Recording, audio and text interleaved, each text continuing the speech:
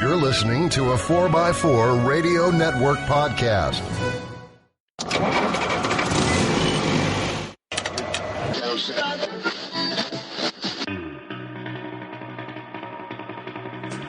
The Centresteer Podcast, a Land Rover podcast by Land Rover owners. Welcome to Centresteer episode number 31. It is November 1st, 2015. This is our October episode. For work reasons, I had to delay recording a week, so now we're recording on Sunday, November 1st. Joining me in the studio, I'm Harold. And I'm Dave Carroll. On the Skypes, all the way from Vinyl Haven, Jeff Aronson. Hi, everybody, and thanks for having me back on the air. And also joining us from the island of Vermont. Right on the Lake Champlain, Morgan. Welcome, Morgan. Morgan, who we should always give a shout-out to SeriesParts.com. You run SeriesParts.com. Well, thank you. And that is... That I do. And what is that for? Just helping people who own or are looking to own a Series Land Rover, helping them find a vehicle or a parts supplier or a garage to fix said Land Rover. And the Centresteer podcast gets no remuneration for that commercial. You join us on the podcast. That is true. You just join us on the podcast. I also like to remind you that we're proudly part of the 4x4 Radio Network. There are other parts of the network that cover. There's the 4x4 Radio Show. There's the ATV show, and then there's the other show that Tony does that's called the Jeep Talk. So that's the only time you'll hear that word mentioned on the podcast. Isn't there a Muddy Microphone also? That's Muddy Microphone is the ATV one. Thanks for reminding me. Right, yeah. Yes. And I believe there's I have heard that if you're a Nissan person, there's going to be a Nissan related podcast coming up shortly. So it's supposed to join the network. So also want to thank everybody out on the Twitters and the Facebooks who have liked us, and I appreciate that. I should also ask you to go out to iTunes and give us a review, and maybe it'll push us up in the rankings. I'm not sure what that exactly will do, but it's something you're supposed to do, especially for a podcast. So go out and do it. It won't be fattening my paycheck, that's for sure. It's not going to fatten anybody's paycheck. There's no paychecks here. No, not at all. So... All right, so let's get into the show. First up is the news, and we talk about sales periodically, and JLR had released sales figures for September, and JLR worldwide sold 37,240 vehicles. That's a 1% year-on-year drop from compared to September of last year. However, Discovery Sport is selling briskly, and it has outsold the Freelander by 30%. You aren't going to make a comment now? I'm choosing which Freelander joke to insert here. The Range Rover sales were up 6%. Range Rover Sport was up 11%. The interesting thing is I think that sales in the UK, Europe, and North America are doing very well, whereas China is kind of in a depressed state. Their sales there are down 29%. So, but things are going well. I'm sure Land Wind sales are doing really well over there. That's a good point. Yeah. Yes. So much for the great savior market. Well, they have their ups and downs too, right? There would be that. There would be that. So putting two of our favorite things together, Land Rovers and diesel engines, there's the Volkswagen has its diesel problem here with its emissions problem. And however, Jaguar Land Rover, Land Rover North America CEO came out to say that they remain bullish on diesels in the U.S. Quote, there have been that has been our strategy, and it is not changing. We have to deal with the situation as they arrive. We are confident of diesels, to which they have sold 330 diesels in September alone of the Range Rover and the Range Rover Sport here in the U.S. So I think I think it's a good number. It's 11 a day. Yes. May I insert an anecdotal experience? When the Range Rover diesel was announced, I contacted the one dealer here in the state of Maine and was told on a Friday, "You're in luck. They've just arrived." Ooh. We have one Range Rover full-size, one Range Rover Sport. And I said, great, I have to come off the island the following Wednesday. Would it be possible to get a test drive? And they said, absolutely, if they're still here. On Saturday, the full-size Range Rover was sold. I got an email message from one of the sales guides there. So on Monday, the soonest that I could leave the island, I drove the 100 miles to Portland, Maine area, where I discovered that the Range Rover Sport had been spoken for, but as they were prepping it, they would allow me to take it out for a short test drive. This experience 2 weeks later was mimicked when I tried to test drive one at Land Rover Richmond, and one was sold off the floor while I was there. Now, nobody has, as you cited, John, nobody has very many of them, but they are lining them up, and the existing customer base is already so interested that they're buying them as they come in. In fact, I listened to one dealer also working to trade one with another dealer because of color choice of the prospective buyer. So they're rapidly leaving, and no dealer actually has enough of them so that you sort of have one to test drive or use as a demo. Apparently, you don't have to test drive them; they'll sell them anyway. Yeah, you'll see in the upcoming issue of Rovers magazine, we have a full article on the diesel, the TD6, and we have some driving impressions based on the two that I've been able to drive. Nice. And a list of experiences of dealers from around the country who have test driven the ones that were brought to their dealership as sales demos. Can you give us Land Rover North America? Can you give us a preview of your overall thoughts? Did you like it? Let me offer only this statistic. So because the magazine comes out next week in the mail, no spoilers. The key number is 440 foot-pounds of torque. Need I say more? No, I think no. Not to me. I get it. No, not at all. That's great information. Actually, I think that goes to the point of they're going to, I think, sell very well, and it's good to hear also that Land Rover's continuing with the diesels. I'm just thinking that Jeff's had the experience of driving two of them. I think that makes him the most experienced Land Rover tester on the continent. Outside of the Land Rover experience instructors, probably so. It is a remarkable vehicle. You won't know it's a diesel except at the very moment of startup, when the starter sound is different than that you hear of a conventional gasoline engine. So we talked about this last month. Autoblog actually had tested the diesel, and the comment that stuck out with me on that was that when they walked around the vehicle, they could not hear the diesel running. Was that your also? Did you notice that? No, you could certainly hear a different sound, but not an obtrusive sound. This isn't a Dodge Ram with a Cummins engine. It's not even a Volkswagen TDI.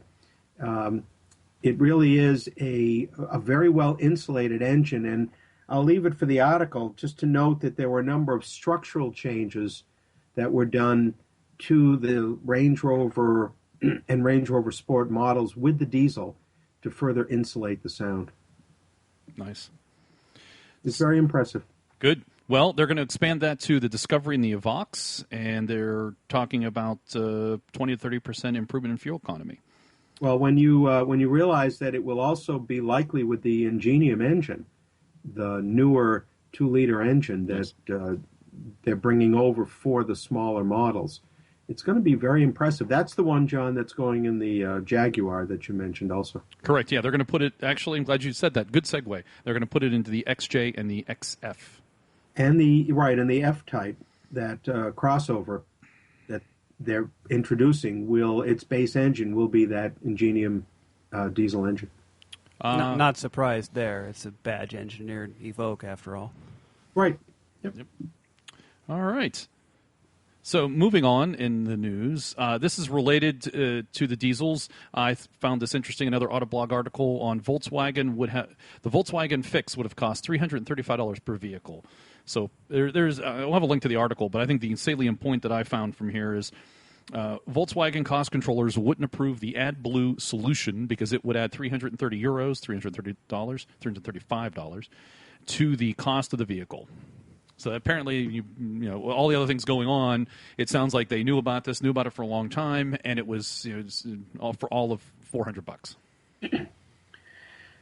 Can I interject just a thought here? In the world of large automotive corporate politics, that alone wouldn't have vetoed it, because you could have created option packages that would have forced the base price down. The underlying question still remains, where in the engineering and calibration sections or departments of Volkswagen did somebody sign off on a vehicle whose software configurations knowingly didn't meet EU or American emission standards?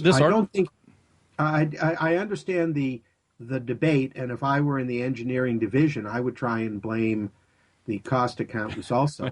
Yeah. But Yes. at some point, that was signed off on. As you all know, if you've seen a base model, and again, you'll see it in the upcoming issue of the magazine. If you've seen a base model, say Discovery Sport, you realize that some of the features that you presumed might be there are absent in the absolute base model. That's a way that you create that relatively comfortable looking base price. So there were options that were available to Volkswagen, I contend, in lieu of that engineering solution that was at least cost accounted and determined to be unaffordable. But the larger question still remains that what is possibly appropriate from an accounting perspective of having to recall upwards of 11 million vehicles worldwide? Yeah, it's going to cost them a fortune. It's certainly going to cost them more than $400 a vehicle now. Yeah, a little bit. Yeah, but to your point, Jeff, and this article even mentions those things where there was a lot of pointing back and forth on who did what. There's certainly sign-offs, and one thing, the article actually starts off by saying that Bosch, who created the emissions management software, had told, at least according to this article, told Volkswagen, you can't use this, it is illegal in the United States, and they went ahead anyway. So there's obviously more to come, but... Well, obviously Bosch had to have known about it. They wrote the software, but this is proof, if you will. According to the article, yes. Right, yeah. Don't want to get ourselves into any other troubles. Well, yeah, it'll come out in the investigation, I'm sure, but it's just more weight to the idea that Bosch had to know about it. Right. And John, if I could interject here, the moment that hit the fan was the time concurrent when I was composing the diesel story for the magazine. We were doing the final drafts of it, including a long interview over in the UK that I had with the head of the diesel calibration for Land Rover. And I asked Land Rover North America, did they wish to have a statement for the magazine related to the Volkswagen situation. And I received sort of two types of comments. One was an informal, we don't want anything to even be associated with that debacle. Yeah. And then secondly was just a formal announcement that Land Rover simply doesn't have a defeat device of any sort, software or hardware built into the vehicle. I have a little bit of a sidebar to this issue. It's sort of a tangent from here, but it ties back in. A number of months back, we had a discussion about the possibility that it would become illegal to work on your cars. And there was an article about the automotive manufacturers seeking protection under the DMCA. Patent infringement.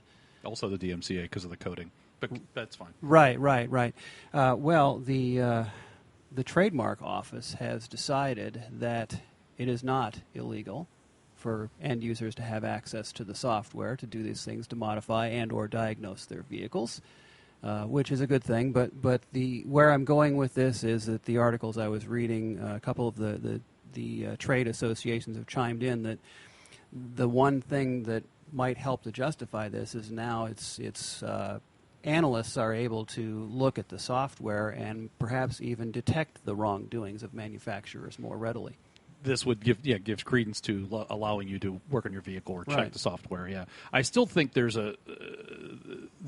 a avenue that they're pursuing though down the DMCA, which is on the coding side. Like that's our IP. You can't use it. You can't access it.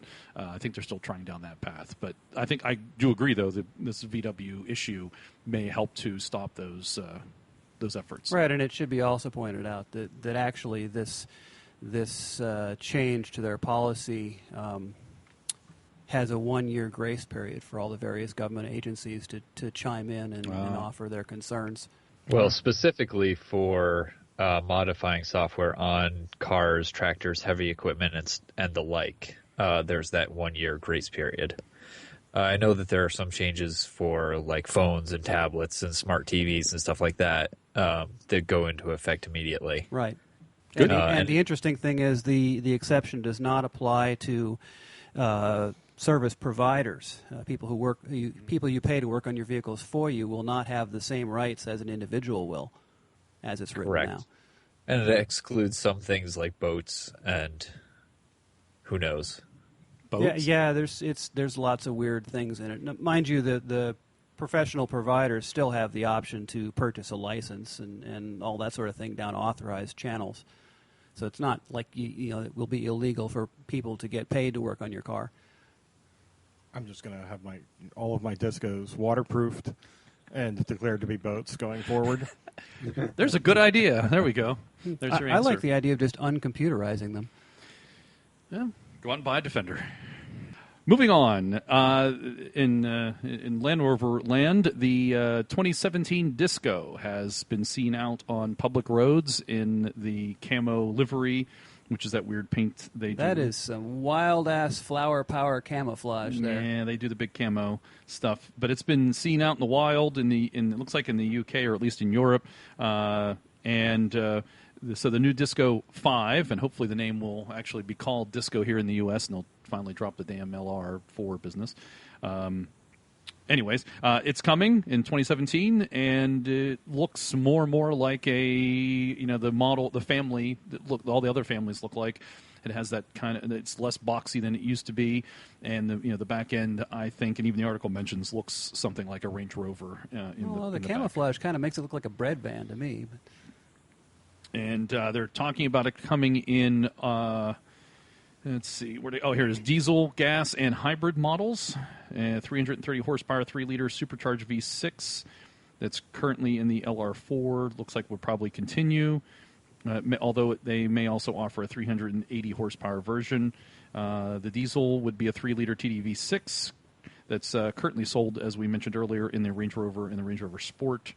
And so there you go. It's coming. There's a new Disco 5 coming. Would the hybrid be a gas electric or Yeah, diesel electric? I think it's gas electric. They have played with diesel electrics because we have heard about that, and they've mentioned diesel electrics, but I think this would be a gas electric. I think they're a few years out on the diesel electric hybrid. They are playing with it, but I don't think they're there yet. I think with all the newer diesels, they've gotten into the same problems now that they've had with the gas. Anyway, it's all too much electronics. So. Well, that's the modern world, Dave. Yeah. That's everything's that way. Doesn't mean we have to like it. Some of it's good, some of it's bad. Just like when the cotton gin came into play.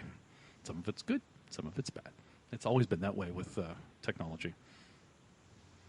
All right. Well, I didn't think we'd go there. Moving on to Defender news. In the slowly coming to the end of the Defender, Land Rover has set up a website called CelebrateDefender.com, and they want you to share your stories to celebrate the Defender. And you can explore some of the stories out there and check them out. It looks like around the world, all different kinds. They have categories for sand, bush, water, rock, urban, snow. And submit your story, and it could form the part of our monument to Africa's favorite vehicle. Africa's favorite vehicle. We know some people who could help with that. We do. This is a good opportunity to mention our friends Graham and Louisa Bell, who have written their book, We Will Be Free, which I have an actual hard copy in my hands as I talk. You should go out and check that out on their website, A2A Expedition. Is that right? Is that what it is? A2AExpedition.com. I'm reading it off the back of the book right now. Excellent. It is A2AExpedition.com. And the 2 is the numeral 2. Keep them on the road. Keep them in their Defender 130. And they should also, because I know they'll be listening to this, they should go out to CelebrateDefender.com and they should submit their story. I want to see them submit their story. Let's just hope there's not a character limit. I guess you could put the book in there, right? There you go. Just insert, upload the book. Yep. Top Gear, the magazine, drove a Defender, the quote-unquote floating 90 on a Scottish loch. So that's an interesting little article, bunch of pictures there. So if that interests you, you may want to go out and check that out. So how did they do it, John? Pontoons or? Yes, they use pontoons strapped to the side, and it's got a prop shaft to a proper propeller. And they actually show the pictures, pretty good pictures. Yeah, it looks like a civilian copy of the original military APGP. Yeah, this looks like a modern late model 90. Yeah, there's the prop shaft. Jeff, there you go. Your escape plan from the island. Well, maybe to the island. That's what you need, Jeff. There you go. You're no longer dependent upon the ferry schedules. Yes. That alone would make every bit of it worth it. Do any of you guys find it intriguing? This is sort of what goes around comes around moment to me. I often receive gentle jibes from Brits involved with Land Rover or working for Land Rover over our general use of the term Rovers here. Because of the Rover Car Company and its presence in England itself, Land Rover and Rover are not interchangeable in their conversation, whereas we consider sort of all Land Rovers to where they may use the term Landies, we'll use the term Rovers. But now I find it humorous that the general phrase for all Series 9110s and Defenders is Defender. So the Defender line really celebrates the days from the Series 1 to the last of these models. And Land Rover UK has been very forward about labeling them all Defenders. The interesting point to me is simply that within Land Rover enthusiast circles here, there's a distinction between the series models and the Defenders. We recognize the relationship between them, but there are separate forums, if you will, for series owners and Defender owners, and the range of Defender owners is often different than the range of those who own and operate series trucks. They're commingled in the UK, where we receive a great deal of grief, gentle grief, I will add, for commingling the term Rover to all Land Rover and Range Rover products. Well, I do that as a way to show the heritage, and given that Land Rover was a model of Rover at the time it was conceived, and so I like to honor that heritage. I do too. I consider them to be one and the same, but it's probably simply the way in which the Defender was reintroduced to the U.S. market after that 20-something year absence of a Land Rover, proper Land Rover, if you will, in the U.S. market, whereas it never really left the UK market. It's just a difference, and you see the impact when you see who are series enthusiasts and who are Defender enthusiasts. Well, I think in terms of that issue, the one difference is that over there, they're just old trucks, and whereas here, if you want a Defender outside of the 2,000 that were sold here at expensive prices, your option is to import one, which sort of puts you into a different league of enthusiasts than the guy that's got an old leaf-sprung series. So I think there's a class distinction involved, and I mean, if you really want to pick nits, you can't call any coil-sprung Rover made prior to 1990 a Defender, but people do. That's right. But I mean, I make the distinction at the suspension. If it's leaf sprung, it's a series. If it's coil sprung, it's a Defender. And not to mention all my friends who think I drive a Range Rover. Well, that's just their own defective problem. Well, exactly. But it goes to Jeff's point about it's only the enthusiast, I think, that thinks about this, the details and geek out on it, really, because that's what we're doing here. We're geeking out on this stuff, and we're very specific about what this is and what that is and what this is. But for the average person, they think I drive a Range Rover. Well, they don't get it, and they don't get it. They're never going to get it. Right. Just as there's things we don't get. And Can we take our anoraks off now? Sure. Continuing with the sad Defender news, redundancy process has begun on the Defender line, and they have offered. It looks like they've offered redundancy to up to the 450 staff that are working on the line, voluntary redundancy. Pretty much that's all that is in with this article. But so I just indicate that It's happening. It's coming. If they need to get rid of some excess tooling, I'd be glad to help them out. You pick it, you pull it, or something. I'm sure if you went over there, yeah, right. I would have to think that all of that stuff's going to go over to their Heritage Parts group. Well, you'd think. Yeah. And along the lines of various farewell drives, the newspaper, The Telegraph, out of the UK, did also a final drive, and this article, though, is not a glowing, this is a wonderful thing, I wish it wasn't going away. Andrew English, oddly enough, who wrote this article, was like, yeah, it's gone, thanks, good riddance, we'll see you. The ride's horrible, the steering's vague, the inside is from the 1970s and the 60s and the 50s, and he's not a fan. To contrast that with the Richard Hammond-style glowing tribute, where he talks about how wonderful it is because the interior is from the 60s and because the ride is horrible and the steering is vague. Exactly. So if you want to see the other side, it's all that vagueness that makes it serviceable. I mean, that's what people fail to get. It just makes it part of the experience. And if you don't get that, you don't need to. Well, I have to think that this guy, honestly, there's probably some frustration, because I'm sure that he's probably gotten tired of seeing all of these articles that say, "Oh, dear me, whatever shall we do? The Defender is gone. We're a little less British today than we were yesterday." He didn't mention that, to be clear. But yeah. Or he's writing it this way because his wife won't let him get one. Well, at the end of the article, I found this very interesting, and this may be a good point of discussion. He says, Land Rover has starved this vehicle of investment, ignored utility and military contracts, and allowed the Defender to stagnate. The truth is that it all translates into maximizing profit. Yes, but true. But also, it shows that the vehicle, that the Defender really has ended years ago, and that was their setting us up and getting us ready, and they were preparing to change it over. Yeah. I think if it was truly profit, though, I will say this, Dave. I think any other car company would have just stopped it and then waited 5 years and then brought something backwards. Yeah. I think they did a nice. They're doing a nice transition.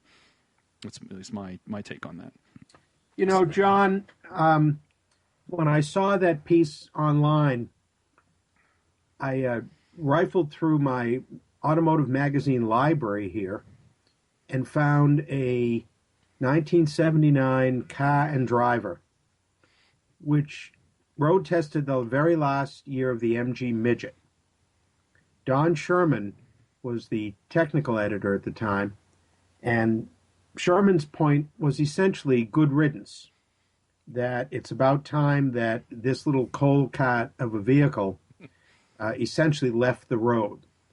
And as Car and Driver did back then, there were always a section of comments from other road testers, David E. Davis, the editor, and others, who were more wistful about what it represented, and that as a starting point into the hardships that were inherent in sports cars at the time, this was the perfect entree, and you would have something less in this world without it. And I actually remembered that article and searched it out, because that's just what the Telegraph article was essentially doing. There's no question but that Land Rover produced a vehicle whose driving patterns and habits and expectations no longer meant the contemporary auto market. But they also sold every one that they could make. And as the closing of the Defender line would indicate, they're actually having trouble closing it down because they weren't able to meet all the orders in 2015.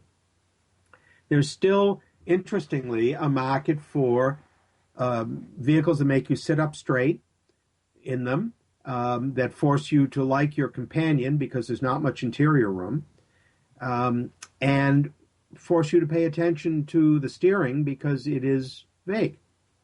And that vagueness translates into great off-road capabilities.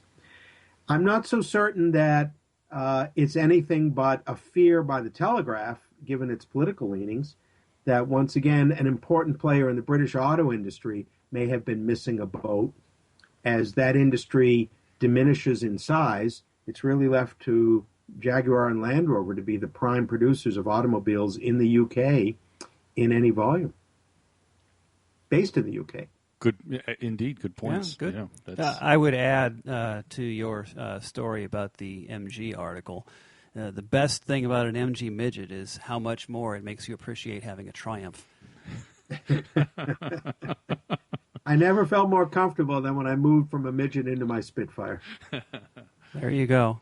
So continuing on our Defender Love Fest, although based on what we've just discussed, this is technically not about a Defender. This is about a Series 2. There is a... Depends on which side of the pond you live on, apparently. And which side of the other pond, too, because this is out of Australia. There is... two mates are going to travel 3,000 miles across Australia in a 1961 Series 2. And they have a YouTube cinematic trailer, which we'll have a link to. That's all it says. Apparently they're going to start, I think, November 29th. So we'll have a link to that, and you can check it out. All of a minute and a half. So good luck to them. Well, I think the interesting part is they're doing it in something as old and comparatively primitive as a Series 2 versus the people we know that have gone much farther in a coil-sprung Defender. Indeed. And other things, too. Which are arguably better suited for that. Right. So 3,000 miles is a day trip to somebody who's already gone for 6 years and 6 continents and 133,000 miles or something like that. True. Yeah. So check out Seriously Series Heading West on the YouTube, and I will have a link to it in our show notes. So as I said, good luck to those gentlemen. So they're traversing east to west? That's the yes, I believe they're going east to west. Okay. Mm-hmm. That's the news. We'll be back to talk with our special guest today, Jeff Aronson, to hear about his latest adventures. October is a good time to give your vehicle some service, change all the fluids, and make sure it's ready for the coming winter. I do the same with my buildings. No fluid changes, of course, but I have to make sure the heat's working and everything is as weather-tight as possible. I had a lot to do this year, so I tried to start early in September. Still, it's been a busy time. I kept encountering Murphy's Law. There's some debate regarding the actual origin of the idea, but the name is attributed to Captain Edward A. Murphy, Jr., an aerospace engineer who was conducting rocket sled experiments in California in the late 1940s. There are many variations, but the general idea is, if anything can go wrong, it will go wrong. In my case, it was nothing really major, but lots of little unexpected things, and everything took longer than I thought it should. Plus, I still had jobs to do for my customers. One such job was an ex-military 109 that was in for its annual service. There were a few minor repairs on the work list, so I started with those before moving on to the fluid maintenance. It was all going smoothly until it came time to change the oil in the gearbox. That's when it happened. Murphy's Law. Something could go wrong, so it did. The gearbox oil was silver and glittery, with chunks of metal in it. Now, shimmering metallic colors look great in paintwork, but mean disastrous things in oil. This gearbox was damaged, and would have to come out. I just lay there for a few minutes in disbelief, because this was not the first time this truck had failed a gearbox. In fact, it's happened so often that I've given them names. First was the gearbox it came with. I call it the Army box because of the truck's military history. Whoever serviced it last must have thought that the number of smaller parts like shims and snap rings were just optional accessories that could be omitted to save time. By the time it reached my customer, it was JOA, junk on arrival. It still worked, but not well and not for long. Next was the sloppy box.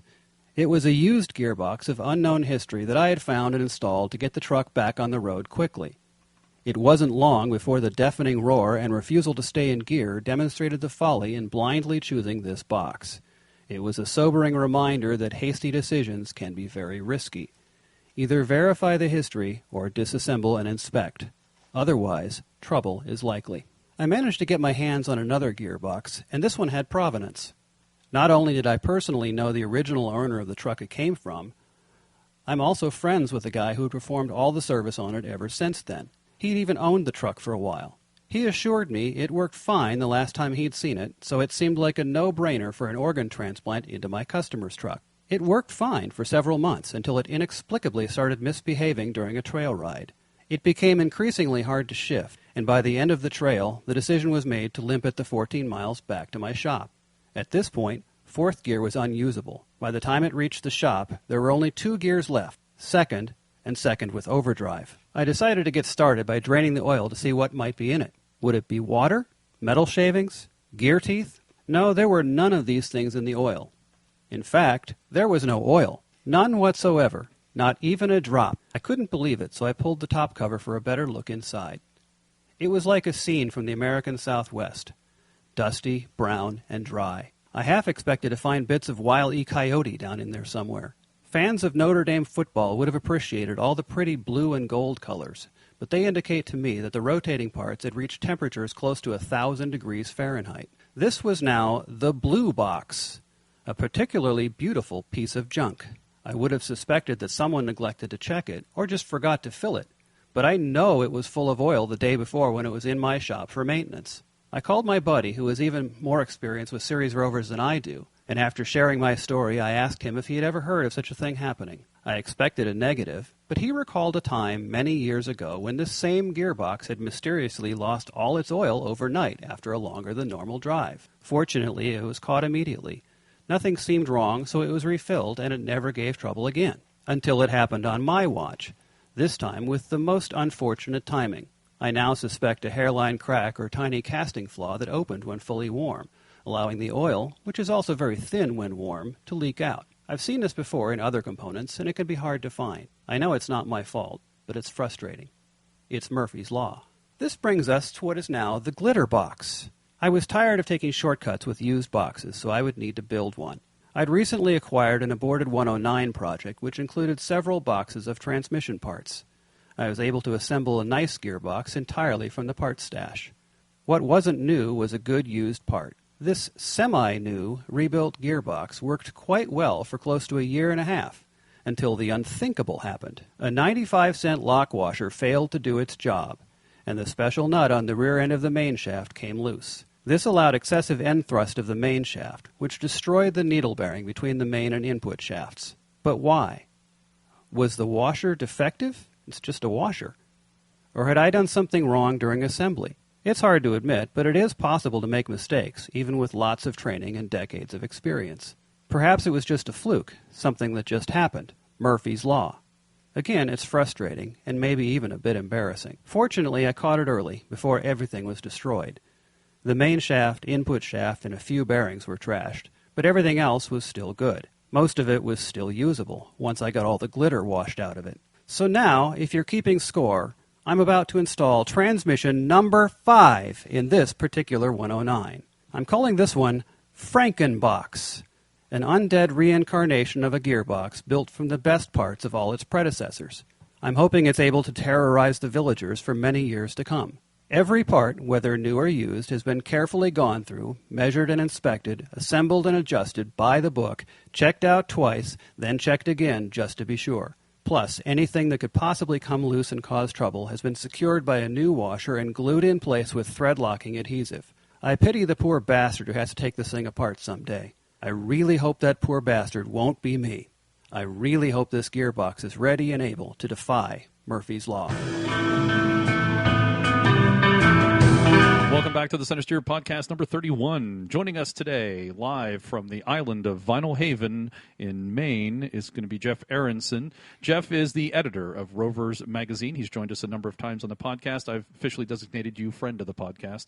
Hope that's okay, Thank Jeff. you. You're quite welcome. Yes. And so if you have not already, if you're in the Rover community and you do not get a subscription to Rovers magazine, highly encourage you to do so. It is free, which is a great price.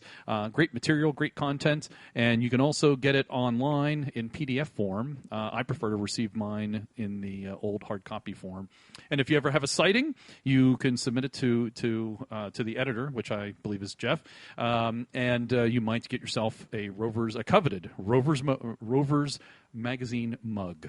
If you haven't snagged them all by now. I have 6 and I've stopped. Okay? If one breaks, I will find another sighting. I have 6. I've stopped at 6. So, all right, Jeff, welcome. You have been to a couple interesting events over the past month or so, and you're going to talk to us about Mar, Uhari, and a new event starting up in the West. Yes, indeed. Thank you very much, John. At the beginning of October, the Rover Owners of Virginia have held the Mid-Atlantic Rally. And this has been going on for certainly since the mid-90s consecutively, and then sporadically right from the beginning of the club's founding in the 1970s. So it probably is the longest continuous Land Rover rally in the U.S. This year, for the third year in a row, they returned to the far western corner of Virginia, to the west of Blacksburg, Virginia, the home of Virginia Tech. And the hills of Giles County resounded this year with some 80 or so Land Rovers. The time of year for this event has traditionally always been the first weekend in October, which coincides with hurricane season on the East Coast. Yes, it does. For those who like that kind of an outing, it's a good time. I was at 2 Mars in a row that had remnants of hurricanes dealing with the monsoon Mars. Good videos. Sorry, Jeff. That's all right. And this year we missed the hurricane in Virginia. Sadly, the Carolinas got it, but we did get plenty of steady rain, and that did not really deter a lot of folks from showing and camping. The beautiful parts of the event, I want to stress, are one that it is superbly organized. And I say that in the best sense of the word. There is something to do each day relative to your own interests in being a Land Rover enthusiast. If we wish to go do trails, these are all hillside trails by and large, carved out of a 700-acre farm owned by an enthusiast named Sam Moore and his son Stuart. They allow the Rover owners, members of Virginia, to come and carve new trails every year, and the trails are brilliantly done. They're challenging. There are some forest roads that go through that area that allow those who prefer a green lane type of trail to have a very good time, and some beautiful scenery, some spectacular scenery. And at the same time, if Rovers North this year sponsored a trials course. So I spent 7 hours, almost 8 hours in the rain with the help of a couple of others, setting up a 5-segment trials course on a pasture land right at the foot of the camping area, which in turn was adjacent to the public road, the highway, and that's stretch of the highway. The meaning one. Stretch of Virginia. And I must say that as the dozens of Rovers tackled the course on a Saturday afternoon, plenty of vehicles going by slowed down to just watch the Rovers dip their way through this very challenging trials course that we were able to establish. The contours of the pasture with hills and mud and rock, the mud increasing with the amount of rain, couldn't have been better for a challenging and entertaining trials course. I've got to credit the folks who set up the trails in the woods. They were just terrific this year. Some great off-camber, some rock climbs, excellent forest trails. And again, because of the just general scenery in Giles County, you have these spectacular hillside vistas that pop out at you from every possible angle on the trail. And you can be in deep woods one moment and you come to a clearing area and you realize you're on a plateau at the top of a hillside, a ridge, looking out one direction towards West Virginia and one direction back into Virginia. Even in the drizzle, it was quite special. It was really very entertaining. Great bonfire at the campsite itself, lots of campers. A few folks came down from the Overland Expo weekend that had been going on at the same time and made an extra day of it at Mar. So really a terrific event, and as always, very, very well done. We had the added fun this year because of the weather. I flew down and had a Discovery Sport to use for the weekend. And I was so enamored of what that Discovery Sport would do on hilly, muddy trails with total street tires that I decided to include a section in the magazine on just how wondrous it was. I was following vehicles that looked like Dave Carroll's Discovery. Lifted, kitted out, and I was right behind and did not have any problem climbing despite my best efforts to get it stuck. It's impressive. It's an impressive vehicle, just as it was. And then in turn, when we really needed to take seven very wet, muddy people to a restaurant in a nearby town, we actually really could accommodate 7 people and a dog in that Rover. When I returned it to Land Rover Richmond, one of the sponsoring dealer for the event, the general manager came out and he took one look at it and he said, "This is fantastic. You really got it muddy." Behind him was the poor fellow whose job it was to detail the vehicle back. Yeah, I bet he loved you. He hated me. Gave you the look. But I do want to give a lot of credit to the folks who came that weekend. It was a very entertaining weekend. Folks from as far away as New York State, Washington, D.C. Folks came over from Tennessee. Ontario, Quebec, because those folks used to come down in the old days. And no, not this year. Okay. No, not this year. What would you say attendance was? How many people? Attendance, there were 80 or so Land Rovers there. So that's good. You would get close to a couple hundred people. Yeah. And that's despite the weather forecasts, which were that the state of Virginia technically was in a state of emergency. So some folks called and Bob Steele, the president of Rove, and said, "Just can't come because I really need to stay by my house in case we need to evacuate." Those who live in the coastal areas of Virginia. Right. So they had more signed up. They just couldn't come. One entertaining moment came before the event formally started. I met up with the county administrator for that area, who frankly was quite thrilled that once again MAR was being held in their county. It brought a lot of people to that part of Virginia who might not come otherwise. And he said to me, "We're having an emergency management meeting right after our little interview. Would it be possible for you to stay?"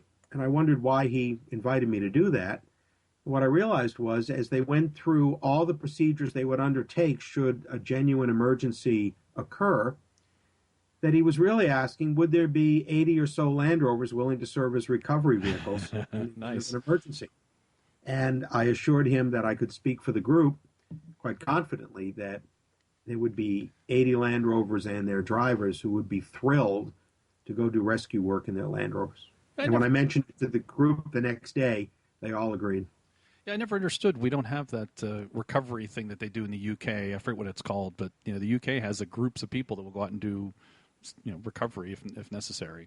That doesn't seem to be a thing here.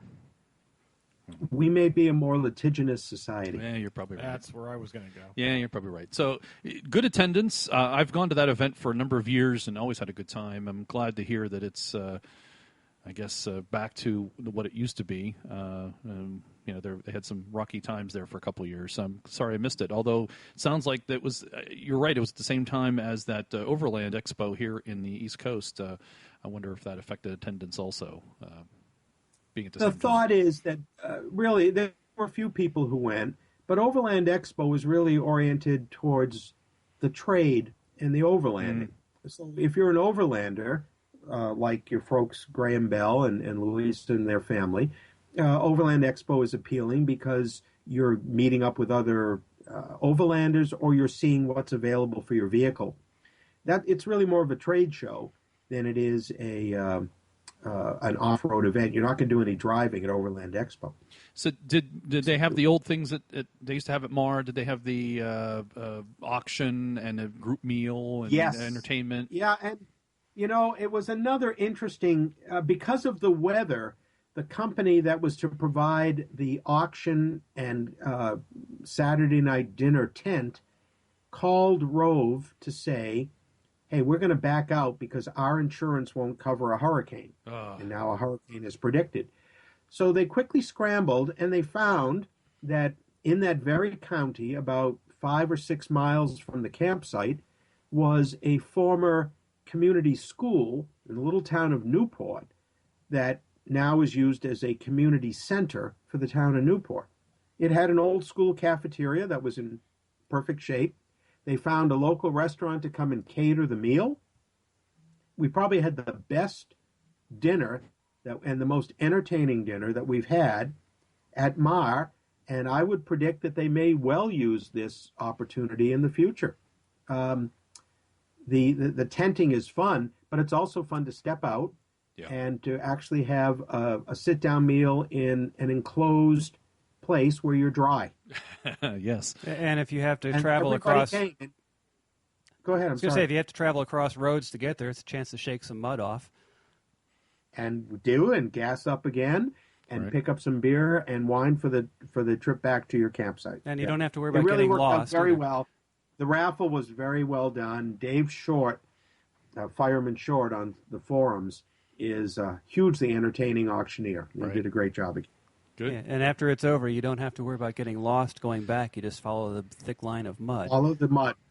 Follow the mud on the road, exactly. So my favorite part, were there campfires that you went to visit in the evening? You bet. Yeah, that's my favorite. That's my favorite. Some of the food and drink available at the campfires at the various camping sites along this hillside were really spectacular. Yeah. The guys do a wonderful job. There's also some great little breakfast restaurants if you're not cooking at your campsite in the morning, right nearby. This is really a very entertaining part of the state, and I can't recommend that event more highly because of its location. It really is an ideal mix of a beautiful vistas for the campsites and terrific vistas on the trails that are just across the way. Did you say it's next to one of the state, like George Washington? It is at the Jefferson National Forest. Okay. Yep, that's the one. Thank you. And it abuts it, and this farm that they used, actually some of the forest roads go back into the National Forest. But the trails are all on private farm, and he couldn't be happier on this hillside farm to have Rove carving out new trails all the time. Well, he gets to use them year-round. Of course he'd be happy. That's right. He does. Nice. And he and his son each have wonderful series Land Rovers that they've put a lot of miles on, and yet the Rovers are kept in wonderful shape, and they really enjoy driving them. Good deal. So if any of our listeners have been to Mar this year and they wish to share any of their experiences, we invite you on the show. Come on, talk about Mar and add to what Jeff has done. So I'm going to try to go next year. Sounds like it's a good opportunity to get back to Mar, because we used to go every year as a club, and that hasn't happened in the past couple of years. Mar sort of hit the dark ages there, and then everyone in the club sort of had life get in the way. Yeah, exactly.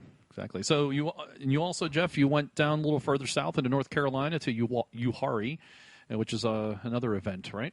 Right. The Old North State Club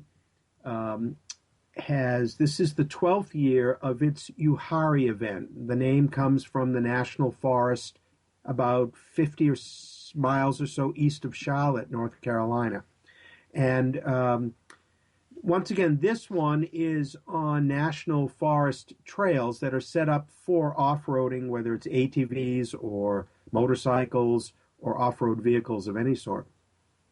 The challenge for the event is, while the trails are terrific, they really were great fun, and they were certainly challenging in spots, many spots, you do not have exclusive use of the trails. So there were times when a large convoy of Land Rovers would be going up a hillside trail, and a smaller convoy of Jeeps would be coming down the trail. And who gets right of way? Who gets right of way, and how you navigated that was an issue at times. Again, I need to commend the Old North State Club organizers for just the way this was set up. The campground was within a group campsite, a large one, that they were able to reserve for club participants. So it was all Land Rovers together with a handful of Jeeps present who are club members. Great turnout of range of vehicles, a range of experience from folks who had never done this before in new LR4s to some really wildly kitted out series Land Rovers. And a lot of vehicles, at least from my experience, trailered in. So they were purpose-built up Discovery 1s and 2s, some Range Rover Classics that were trailered to the event just so they could be used for off-roading only. The event organizers really took the time to set up groups in relatively small numbers based on your interest and experience level so that we weren't all on the same trail at the same time with some of the backups that you get at some of the larger events. There were certainly 100 plus, I believe there were 110 pre-registered Land Rovers for the Uhari event. Not everybody was on the trail, certainly. I saw some vehicles just didn't leave. But they were so well done that you never felt overwhelmed on the trails, and yet you had a chance to watch a lot of vehicles do a lot of interesting things. Those are neat trails. Folks who've been to both events, I think, prefer the random nature of the Mar trails because you kind of know the Uhari trails in advance. But again, this was so well organized that you had a real trail map that was accurate, that you could follow. So if you wish to go out on your own, you could do it. That kind of takes the sport out of it, doesn't it? It does to a degree, but I think it prevents problems where the national forest people and organizing groups might say, you know what, I don't think we want this event at here this year. Right. So for that reason alone, you had a sense, particularly if you were new to it, that this was something you could be comfortable taking your newer vehicle on for the first time. Lots of kids at Uhari. Lots of families showed up for camping for that weekend. Big camping event. And because of the nature of the campsite, you could even bring a small caravan or a tenting arrangement. You had plenty of room for yourself.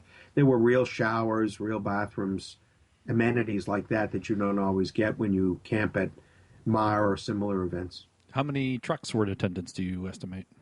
Oh, there were 110 easily. Whoa. Okay. Yeah, that's bigger than Mar, then. It's impressive. That was bigger than Mar. Yep.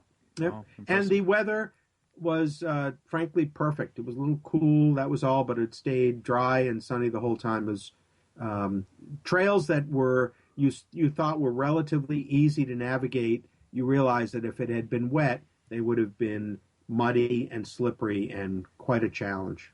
Yeah, I had my Freelander back in Uhari back in the day, and I recall it being very rocky and kind of clay right underneath the surface. So I can imagine. That's it. Yeah, that's it. Yeah. But I've got some great. We'll have both of the events will be in the winter 2016 issue of Rovers magazine. And that's not the upcoming issue. That's the one after. Right. Yeah. Right. Our upcoming issue has a completely different set of stories this time. Right. When is the winter edition due? Is that like in January? The winter comes out in February each year. The holiday issue is at the printer now and should be in people's hands within a week to 10 days. Just in time for the shopping season. Yes. What a coincidence. What a surprise. Good planning. Good planning. And the winter issue hits the mailboxes about just in time for the winter romp, right? It's just after the winter romp usually. Yep. But does not usually include coverage of the winter romp, right? No, we put that in the spring issue. Gotcha. Yep. So you're also going to tell us about a new event taking place out in the West. I didn't catch the name.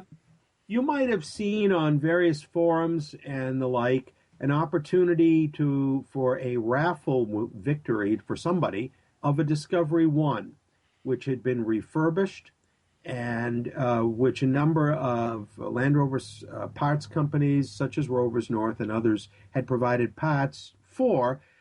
And this was a fundraising opportunity for the Arizona Land Rover Club. This year, that club took on the responsibility of creating a Western Land Rover rally, and this was in the Sedona, Arizona area. My understanding is that different clubs in that southwestern part of the U.S. will each take on that event in future years. I know they had over 100 Land Rovers pre-registered, and Zach Griswold from Rovers North will provide photo coverage and an article of that for the winter issue. He said it was a terrific time. It was well done, very entertaining, spectacular off-roading in that open, gnarly, ravine shredded area of the Southwest. Very different than our winter and mud regions here in the East Coast.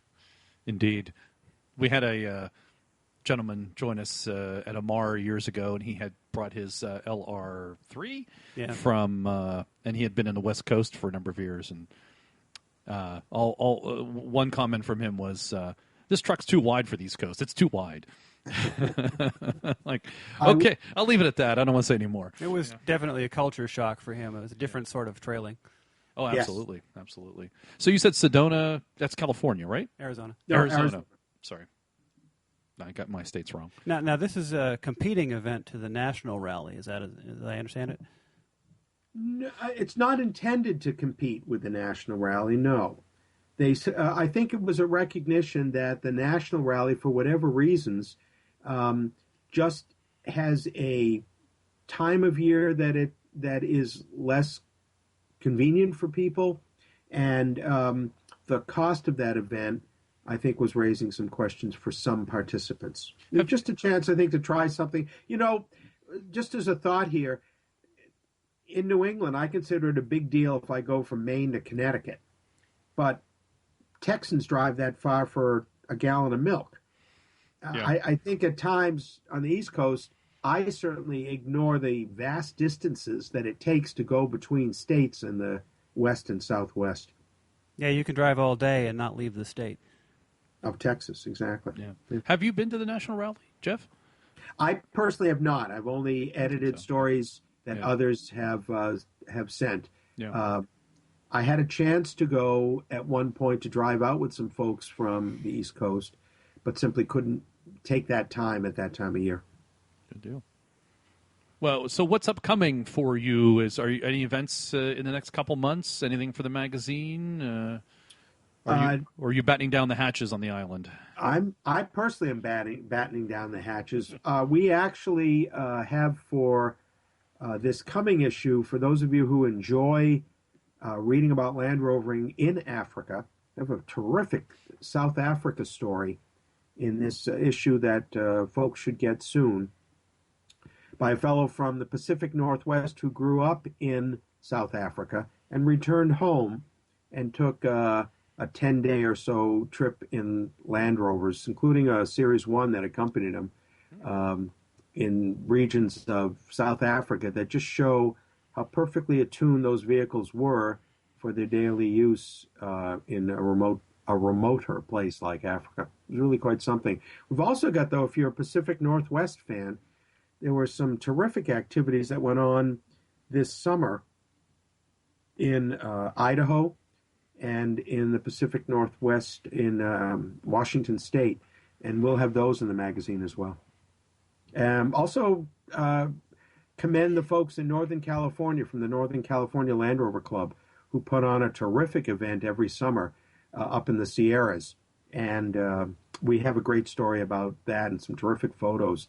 Just encouraging everyone to, wherever you are, there's probably great scenery that your Land Rover can take you to see, and you should really experience it.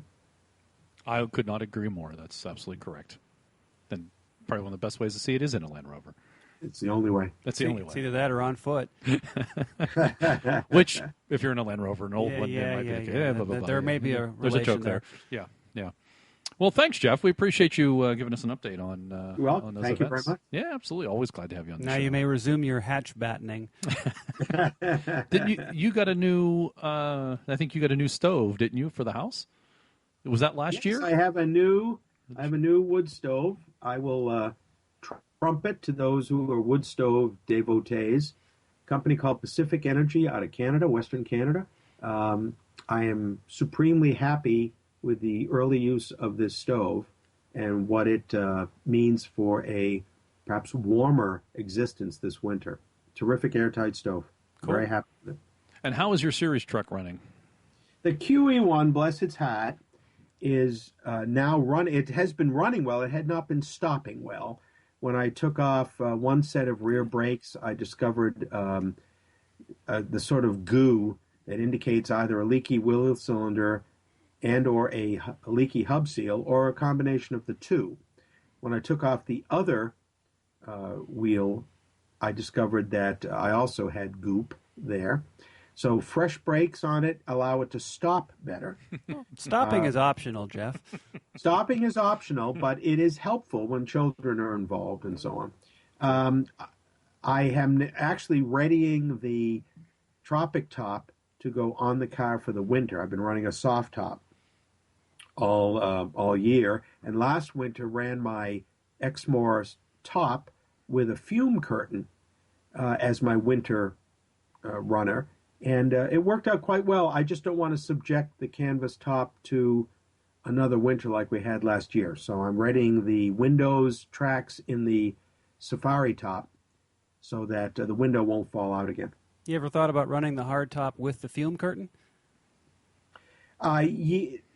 There would be nothing more effective in terms of keeping heat in the car. You can't, unfortunately, without stapling it to the roof, actually run it that way.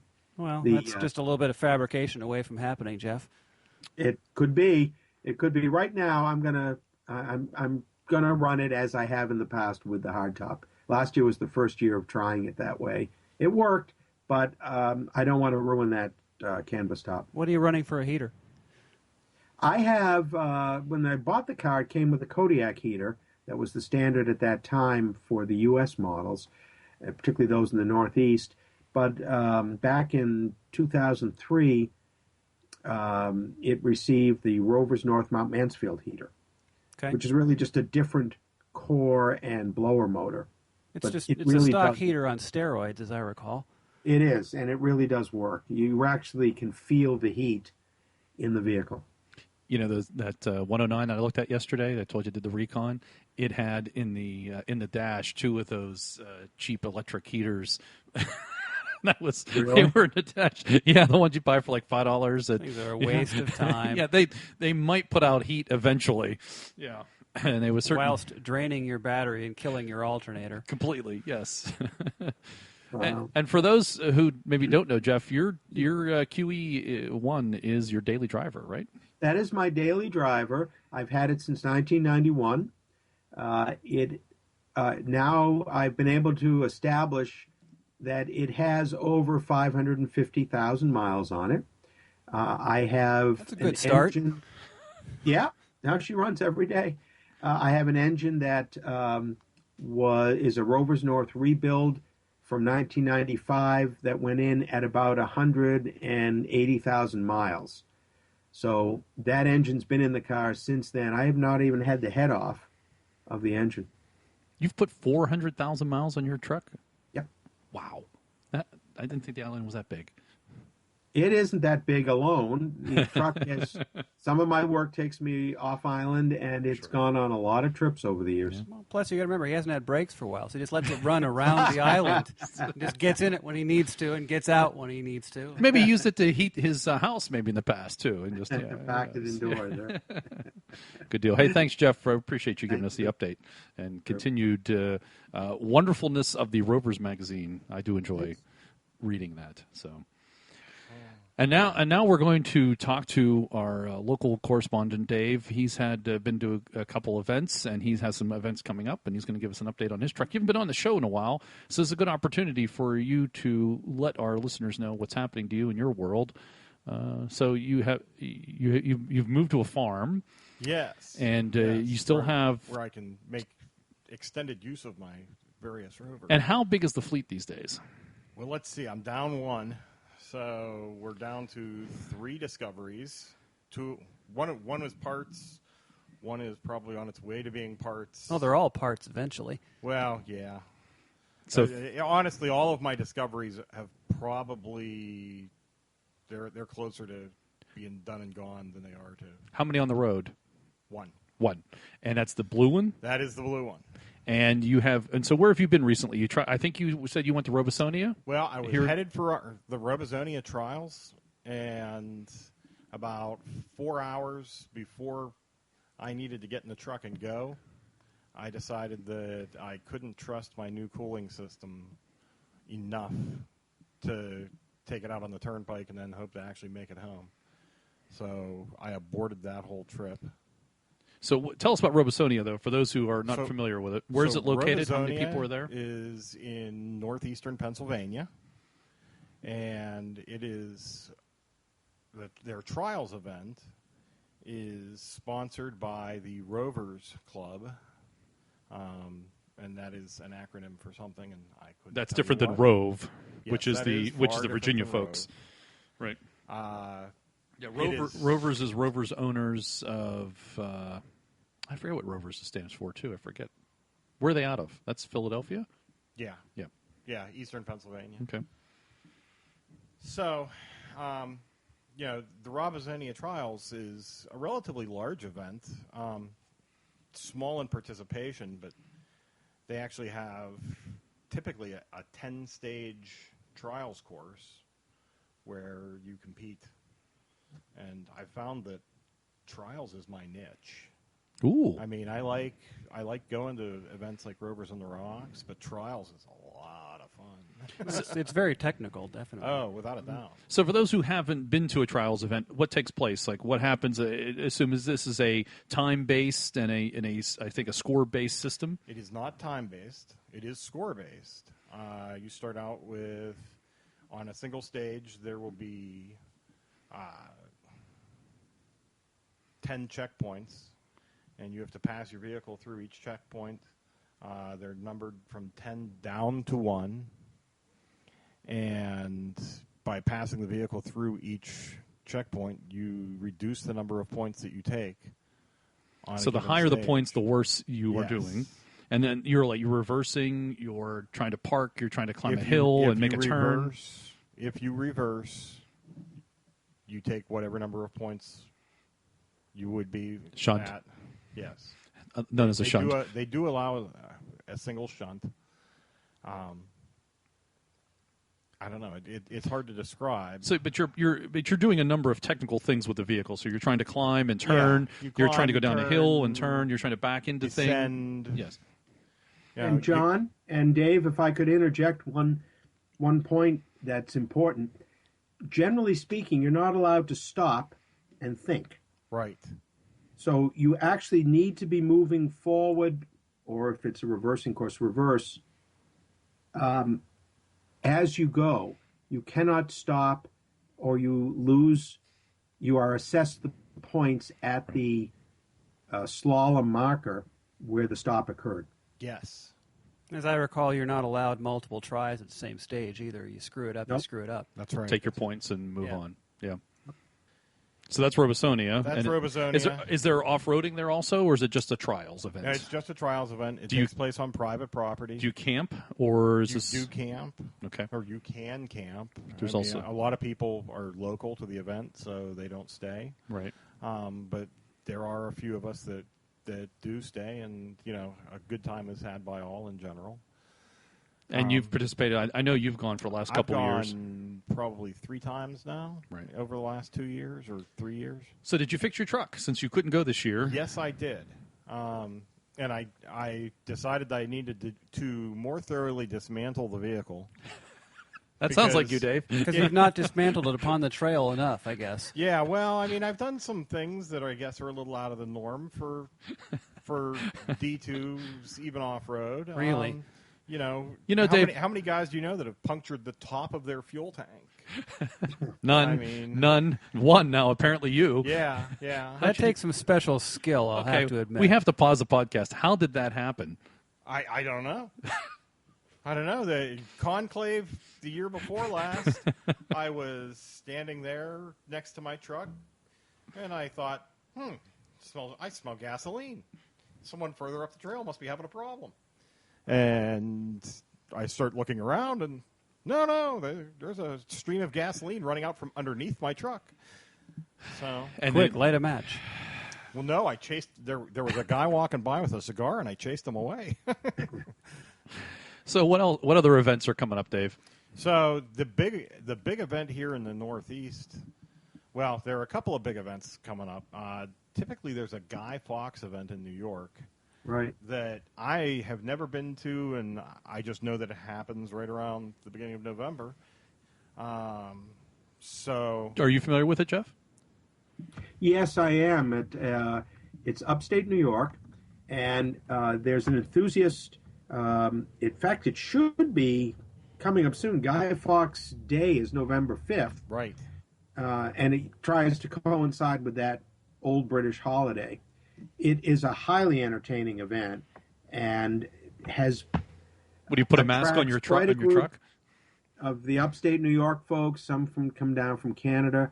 For the longest time, it was a very serious Land Rover-oriented event in terms of who attended, but it's not closed to anybody. Yeah, I know. But the it's Lucky one of Eight these guys quiet, go. individual. I'm going to forget Howard's last name. But a guy named Howard puts it on every year. Yeah, that's. I'll find it, track it down, and put a link in the show notes. Then. Yeah, I've heard it's a great event. Yeah. So. And then Rovers on the Rocks. And then Rovers on the Rocks the weekend after next. Right. So I want to say the 12th, 13th. 13th or something like that. 13th, 14th, 15th. Are you going? Yes, I am. One way or another. And so if you're a podcast listener and you find Dave, say hi to Dave. Come and say hi. Yeah, come and say hi. I should give you something to give to our listeners that show up. I don't have anything, but that's not. We'll come up with something. Come with something. Give them a card. We have cards. I'll part off my truck. Yeah. Something will have fallen off by then. You can just hand it to them. Oh, it won't have fallen off. It may have been rubbed off against a rock or. Actually, listeners might have to give Dave a part. That would probably more what's happened. Yeah, that's. Hey, my truck goes out. My truck brings me home. That's true. That's all it really has to do. There you go. And so, what should listeners look for? You're going to be traveling in what? A blue D1, right? A blue D2. A blue D2, and it has a roof rack. Yeah, it's got the SD rack, custom bumpers and sliders. There you go. Courtesy of Jag Speed. Sitting across Which is from also us. the source of the rack, as I recall. Yeah. I believe all external steel work on your truck came from the same source. No. There's some Bearmock stuff. And Really? yeah. We're going to have to I've got talk, some Dave. Lucky 8 heavy-duty steering gear and things like that. Is your family going this year? You know, I don't know. I may wait until the last minute and decide based on the weather. Understood. I took Sydney, my 7-year-old, last year, and we had temperatures in the teens at night. That's right. I remember you telling me about And that. she thought it was the greatest ever. Yeah. She loves camping. Good for her. And especially when things are ugly like that. Yeah. She's a trooper.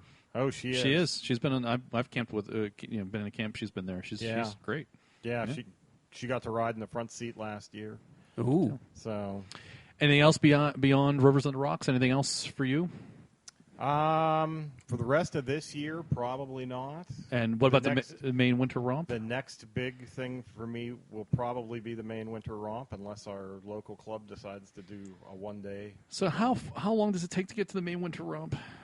It depends on what the conditions are while you're traveling. Okay. And whether you have leaf springs or What not. if you're in a leaf spring truck? It should be like 15, Start now. 15 or 16 hours. Okay. That's a long time in something that primitive. That's a 2-3 day drive. Yeah. Well, I mean, Bill Fischel used to drive it all the time. I know. He must have a better spine than I. Yeah, I've thought about it. I mean, It's a great event. I've heard. I mean, great.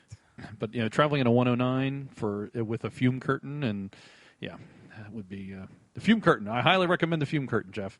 I do too. Yes, absolutely. Sure, worked very well. Mm-hmm. But the main winter romp it's a special event, without a doubt. Well, we look forward to you coming back on the podcast, Dave, and giving us an update on what happened at these events and giving us that perspective. Without a doubt. Good deal. Thanks, Dave. Thanks for letting us know that. So that is our guest segment and updates on trail rides and adventure going out and about. If you yourself, listener, are out and about on a trail and you want to talk about it or give us a report, happy to have you on the show, even for a few minutes to give us an update on what happened for you at that particular event. Always happy to hear about those events that are going on out there.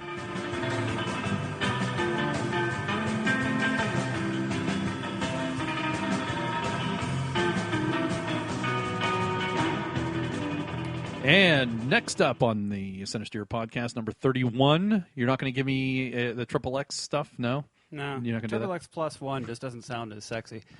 We are entering our Heritage segment, and I'll turn it over to our Heritage correspondent, because I can't think of a better word, Morgan, and he's going to talk about electrics this time, I believe. That is true. Thank you very much. Specifically for Series Land Rovers, the electrics are somewhat primitive, as you can imagine. Guess I'll start with the wiring itself. There's actually a distinct advantage to British Land Rovers, but all British vehicles, that the color codes for the wiring was set by the British Standards Institution. So it is actually standard across all the vehicles. So you can go from an MG to a Land Rover to a Triumph and find, the same wiring for brakes and lights and what have you. Makes things a lot easier. It comes in handy when you're in the business of fixing them. Yes, and, a lot of the parts were interchangeable as well, being mostly Lucas. So that you can find parts across a lot of the different marks. But in terms of the wiring, I believe that the very early models of the series Land Rovers used a braided cloth insulation on the wire, as well as a braided cloth wrap. Yes. For the wiring looms. It's a little hard to nail down exactly when they switched over to using the PVC insulation with the braided cloth wrap. I've seen some Series 1s with that. I've seen some Series 2s, some Series 2As.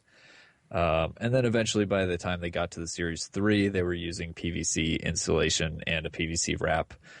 And now I may need some correction here, but I believe that the British wiring, they didn't use a standard gauge that we think of here in the U.S. They counted conductors. You had a 7-conductor wire and a 14-conductor wire, etc. Exactly. So we here consider a gauge to be the diameter of the wire, but they were counting gauges. Means your American wire gauge strippers don't work quite the way they should when you're stripping the wire. Exactly. And also, generally you're used to, considering the gauge for how much electricity can pass through a wire. That doesn't always, work out the same either. And Land Rover traditionally uses bullet connectors. So those are a different crimp and connector than you would normally find over the counter here. Yeah, and the fact that their bullet connectors are different from our bullet connectors. They're a different diameter. You can get bullet connectors here, but they don't work. Right, exactly. I would highly suggest, in addition to companies like Rovers North, who do provide these parts, you can get the genuine parts from Rovers North and others. You can also go to BritishWiring.com. They also have a lot of the parts and wires. You can get They can build you a factory harnesses. harness. Yeah, and in fact, they can build you a custom harness. If you've made some changes to your vehicle, you can outline what you've done, and they can build you a harness to suit. Exactly. They are an excellent resource. And available in your choice of cloth or PVC overwrap. Yes, definitely. For those trying to be as original as possible or not as original as possible. And then, of course, when it comes to wiring, you will hear the age-old debate of whether to solder, to crimp, or both, and if so, in what order. Everybody seems to have a different opinion on that. Usually, obviously with the bullet connectors, you need to crimp them. Some people prefer to solder as well to keep, contaminants from getting inside the wiring at the ends where you have crimped it or made other connections. And then some people prefer to do that before they crimp. Some people prefer to do that after they crimp. I don't know if you guys have any preferences. I've kind of gone all different directions on it, and it's sort of what I think is going to work best in the particular situation. Exactly. And what I have to work with. Yep. Yeah, so you'll hear lots of different opinions on that, and I think it's one of those things: do what works, what you can do at the time, and then that's most of the wiring itself. But Series Land Rovers originally were a positive earth or ground. And then I think it was around 68, they switched over to negative earth, which is what we're used to at this point for the standard. And so electricity in a circuit, it flows from the positive terminal on the battery through your circuit and out to or back to the negative terminal on your battery. So most electrical engineers will disagree with you on that point. Oh, did I have that backwards? Well, it technically it does flow from the side with more electrons to the side with less electrons. But yeah, most of the automotive service world tends to think of it in terms of positive to negative, but technically speaking, it's the other way around. Right, and I always get a little confused. It's actually the reverse of how it works in physics, because the electrons flow negative to positive. But yeah, so when you're speaking with ground, that's referring to, generally when you create the circuit, you're going from the battery to your circuits out through, all of your switches and fuses and all of that. And then generally, to keep the wiring much simpler, you're grounding it out to body and chassis panels and having that return the current back to the battery. So with a positive ground, that you're having all of your positive connections ground out to the body and chassis work and return to the battery. With negative ground, you're having your negative connections ground out to the body and back to the battery. And there are some things to watch out for, which I'll get to later in terms of the ground. Obviously, not everything is designed to flow in both directions. That's polarity. So not that many Series Land Rovers have radios and stuff like that, but a lot of those accessories have specific polarities. And then, of course, most of the Land Rovers are a 12-volt system. But as some of us here know, they did make 24-volt systems starting in the late 60s for the military, specifically for the FFRs, the fitted for radio models. So be on the lookout for that. If you have a vehicle with 24-volt, you'll need different accessories. Yeah, I have a list of the parts you have to change if you ever need them. Nice. And then, one of those parts is the alternator. So for instance, yes. Exactly. So originally, Series Land Rovers came with a generator or a dynamo. And those, I believe, are pretty much a DC brushed motor running. It's tuned specifically to produce electricity as opposed to produce motion from electricity.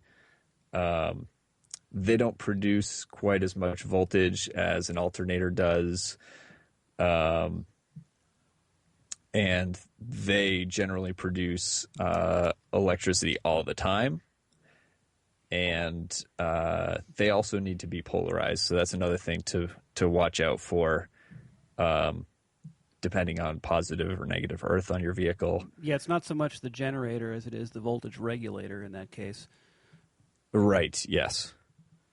And the alternators are not polarity specific, but the big difference in terms of output between the alternator and the generator is the alternator can do it at a much lower RPM, and that's why they were popular and gained popularity, I should say. Yep, and they don't produce all the time, which is an advantage if you don't need the extra electricity at that time. The Right, alternator they only won't produce it. when there's exciter current in the field. Yep.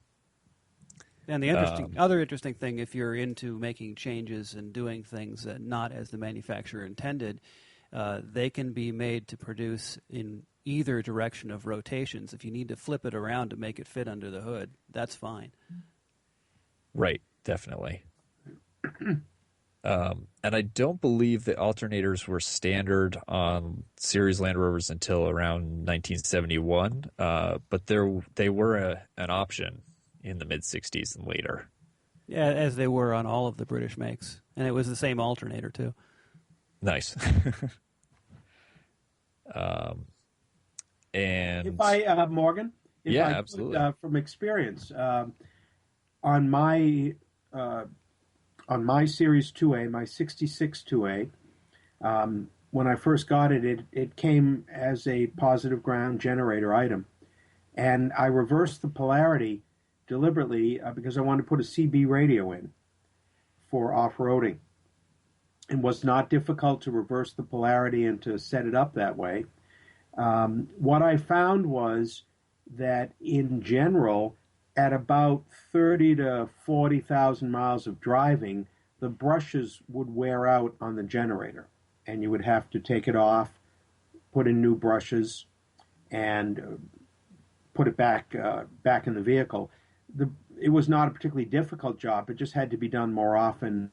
My experience with an alternator has been that a repair of an alternator usually requires it to be removed and requires somebody with a knowledge of diodes and soldering to do it correctly.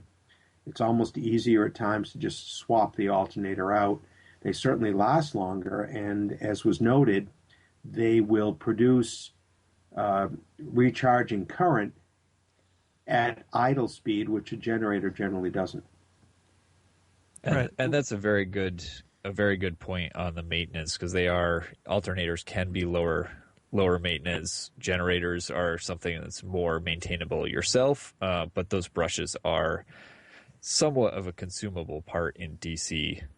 Well, and the reason why the brushes don't wear out in an alternator is because the brushes don't carry the charging current. Right. The brushes in an alternator are only there to energize the field to produce output. All the heavy current's carried by the stator on the outside. Stator, yeah. Right. And I want to put a pitch in from your discussion of connectors and grounds and wiring in general. British vehicles don't have a great reputation in terms of electronic reliability. More often than not, I have found, from my experience, that that's because of the function of the age of the vehicle. When the vehicle continues to run like a series Land Rover or a Range Rover Classic or a Disco 1, you assume that all the components within it must be in good shape because the vehicle's running.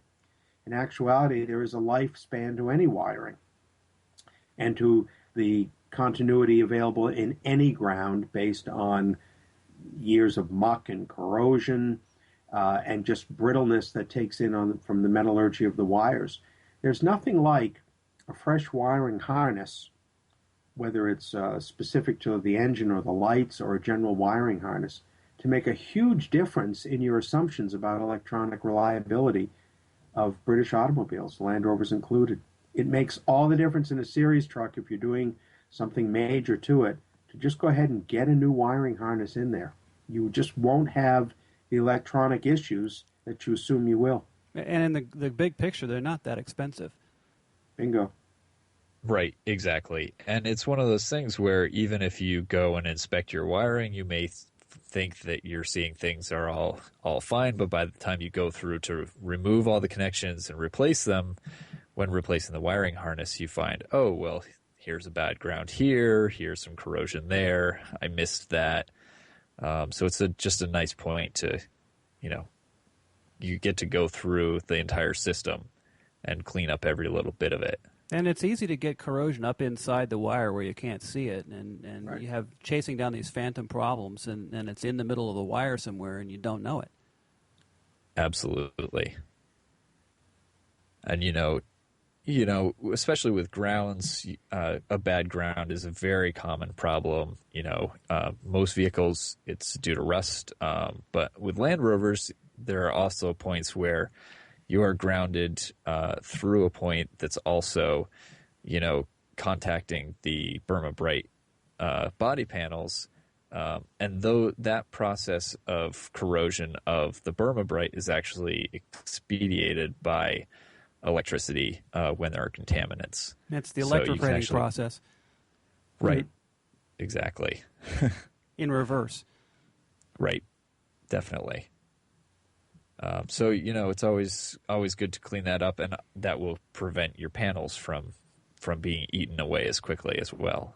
If I could put a pitch in, Morgan, for your work and for your shop experiences on the other side, I had a time with the QE1 where it would idle okay, and the moment you try to accelerate, it would break down as if I had a bad coil or a bad coil wire. When I actually opened up the distributor to take a closer look, I found I had a terrible wobble in the distributor shaft, and that was the reason that the points weren't opening and closing properly, and the car was misfiring. Not having any part available in southern Maine at the time, I stopped at a fellow who runs a British sports car restoration shop, and there in the back, tucked away in his junkyard, was a Sunbeam Imp. Remember those? Oh, yeah. Yep. And which had a Lucas distributor. And we looked at it. We looked at mine. They were essentially identical, certainly in length and the keyway. And that went in my vehicle and got me where I needed to go until I could get a new distributor put in. Well, I think Lucas only made 3 distributors for 4 cylinders. There's only so many ways you can do it. Right. But how many worked? Well, they all worked equally well. That's not saying much. And speaking of, grounding and body panels and stuff, that brings us to the point of fuses, of which most series Land Rovers only had one. Or one that did anything. The fuse. Or one that did anything, yes. And two? Two. There's 2, but only one does anything. One handles everything but one item. The other one handles that one item. Yeah. Assuming you have a dome light in your vehicle, you have 2 fuses. Yes. So the series 1 through 2 and 2A. I don't understand why that guy from the Telegraph didn't like the Defender. I don't understand. Well, the Defender went the other way. They overfused the hell out of stuff they didn't need to. But anyway. Probably from experience with the previous models. Yeah. But yes, you have to be very careful. A short in your wiring can burn out most of the wiring harness, or burn down your entire vehicle. I have seen that a few times. And one fuse for that entire system is really not very appropriate. By the time they got to the Series 3, there were actually 3 fuses. Still, should have been a lot more. Well, the one thing I can say for the single fuse system is it makes a really good poor man's theft protection.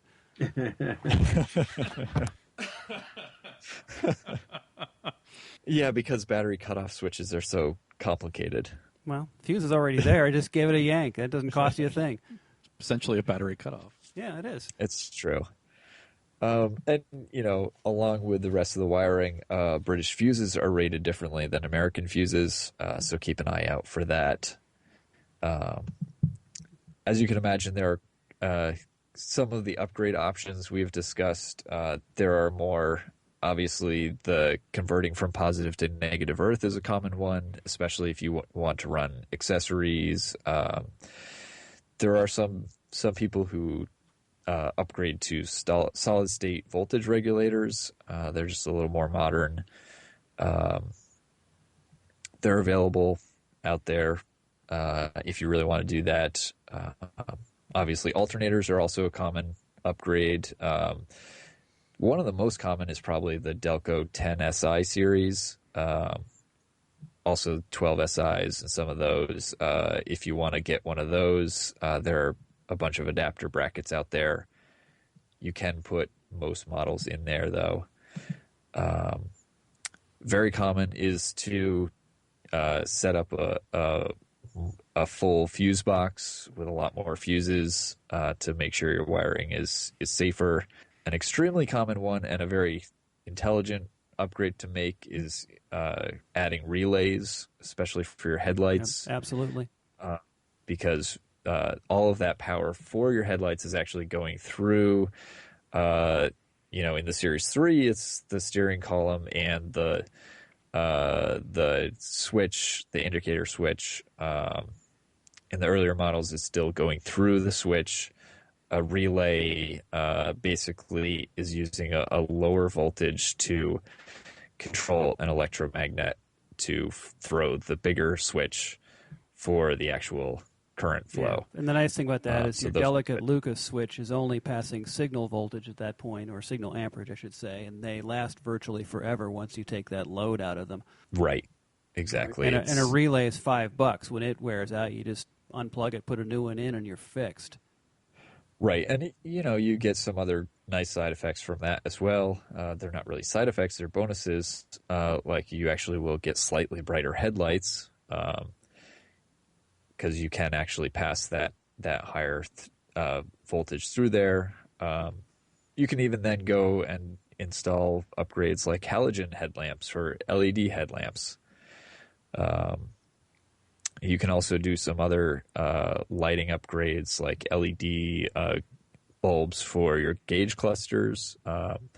Those are pretty easy to find, with the exception of the charge bulb. That one, the bulb actually acts as a resistor, so don't swap that one out. I think that's pretty much all I had on my short list of upgrades. Again, I would highly suggest checking out BritishWiring.com, obviously TeriAnn Wakeman's website, ExpeditionLandRover.info. She has a lot of documentation there on wiring. Yeah, I think if you own a series truck, you need to have TeriAnn's site bookmarked. Absolutely. It's just that simple. Yep, I agree. There's quite a bit in lrfac.org, the Land Rover FAQ. That has quite a bit on electrics as well. And I think that's pretty much all I have. I want to throw in just a thought for series Land Rover owners, particularly. You mentioned fuses, and you're absolutely right about the British fuse ratings that are different and have that built-in overload for the initial surge of amperage. Right. The other part that I have come across, and this has happened to me twice over the decades that I've used my series Rover, the fuse box abuts up against the firewall or the bulkhead. And I have found myself fooled when I was wondering why certain components didn't work and the fuses looked right or seemed fiddly. It's when I removed the fuse box from the bulkhead, just unscrewed it, and looked on the back of the fuse box that I found all the copper contacts had corroded in back. And that corrosion breaks your ground or breaks the continuity, and therefore, obviously, you're not getting a full current across. It's very easy to clean off and to put it right back in. But it's just not to be fooled by that. You just think that your problem is the fuse box. It just may be that it's the copper connections on the back side that are hidden from view. Those who have Series 3s don't have that problem because the fuse box is inside. Where there's never any water. Right, correct. Moisture. Well, I will tell you, it's not going to puddle up on the bottom side of the steering column very much. Never any water as long as you don't follow me. So you keep yours inside all the time. However, with the Series 3, you have twice as many fuses to contend with. That's true. It's not really a bad thing. No, but you have twice as many things to diagnose. Definitely. It's a start. I like a more sensible number of fuses, like about 6 or 8, depending on the vehicle. But I think originality is a nice thing if you're building a museum piece. But if you want a series truck that you can count on, I think it makes sense to add a sensible fuse box and a bank of relays. Agreed. And I would definitely say that if you're adding any kind of accessories, to run that and fuse it entirely separately of the stock wiring. Unless Because you're it's just building, not worth risking your stock wiring. if What's that? you're building your own system and you're rewiring the truck and you're putting in a fuse panel, if you plan ahead a little bit, you can allow yourself the fuses right there. Agreed.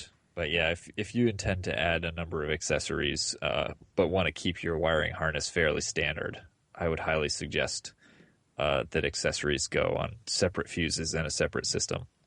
Yeah, I actually ran a separate wiring system for the lights on my ambulance. I ran a large heavy conductor wire from the battery to a bank of relays, and then I used the factory wiring just to trigger those relays. So it's like a separate harness. Mm-hmm. Yep, that's a good way of doing it. And on that note, I think that's the Heritage segment for this month. Is that right? That is. Thank you, Morgan. Appreciate it. Of course, Absolutely. if people have questions about things we've discussed, they're welcome to write in, and then we can respond to them. Absolutely. As a matter, Yes, please do. yes, absolutely. Maybe we'll have you join the show. I'm going to go home and take pictures of my Series 3 with no wiring. A blank slate. Yeah, something Mine's like the that. same state right now. Well, before we go, I had tweeted earlier today, and we actually got, we had a listener respond, and I just thought, why not? We have an opportunity to respond to Steve Homer out of the UK. He's at SMH in the Wind. So, Steve, hopefully you're a listener, and he responded to a tweet that I pushed out on our feed about the new Disco 5, and he said, and it looks like every other SUV on the road, the spirit of Land Rover has gone. I kind of agree with him. It doesn't look like, I don't know, it's not unique enough. They all look alike. So when we saw that... They have an identity, but you have to look a lot harder for it.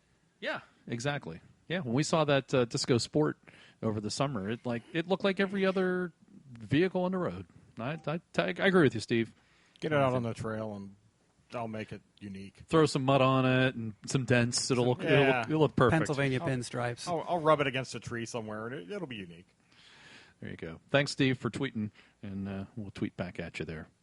So that brings us to a close of the 31st edition of the Centresteer podcast. I want to thank everybody for listening to our show, and if you have a second or two, please go out to iTunes and give us a rating so we know that you're out there and you're listening, or go to Twitter and tweet us at Centresteer, CENTRE, or go out to our Facebook page and give us a like or give us a comment, say hi.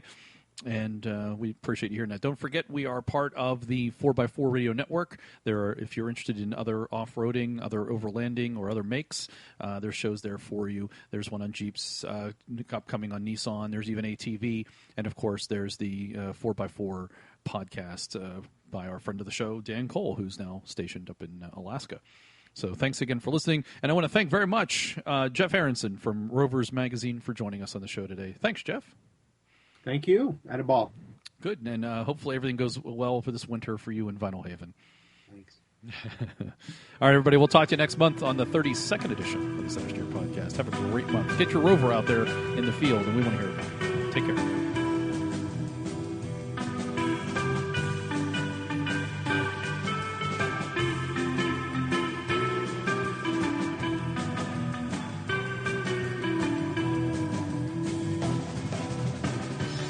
The Centresteer theme song, Sunset Rider by the Tritons, is available from Vivio's Music Alley. Check it out at music.vivio.com.